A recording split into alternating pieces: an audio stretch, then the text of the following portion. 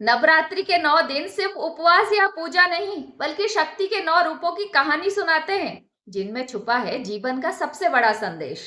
नवरात्रि की शुरुआत होती है माँ शैलपुत्री से, हिमालय की पुत्री जो हमें सिखाती है धैर्य और मजबूती। दूसरे दिन आती है माँ ब्रह्मचारिणी, तपस्या का प्रतीक। उनका संदेश है बिना तप और संघर्ष के कोई लक्ष्य पूरा नहीं होता। तीसरे दिन होती है माँ चंद्रघंटा। उनकी घंटी की ध्वनि सिर्फ शत्रुओं को ही नहीं, बल्कि भीतर के डर को भी मिटा देती है।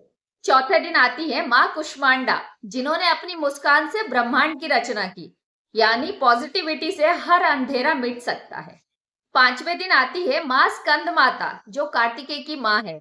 उनका स्वरूप बताता है कि सच्ची शक्ति करुणा और मातृत्व में छुपी है। छठे दिन आती है माँ कात्यायनी, जो राक्षसों का संहार करती है।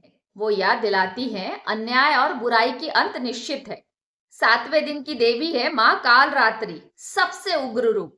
वो सिखाती है कभी कभी अहंकार से ही उजाला जन्म लेता है। आठवें दिन आती है माँ महागौरी, जो सुंदरता और पवित्रता का प्रतीक है। उनका संदेश है आत्मा की शुद्धि ही जीवन की असली शक्ति है।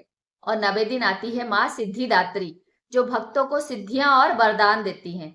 वो बताती है जब हम अपने भीतर की शक्तियों को पहचानते हैं, तभी जीवन पूर्ण होता है। तो अगली बार जब आप नवरात्रि मनाएं, तो याद रखिए ये सिर्फ पूजा के दिन नहीं, बल्कि आत्मविश्वास, साहस और शक्तियों को जगाने की 9 सीढ़ियां हैं। आप सभी को नवरात्रि की ढेर सारी शुभकामनाएं।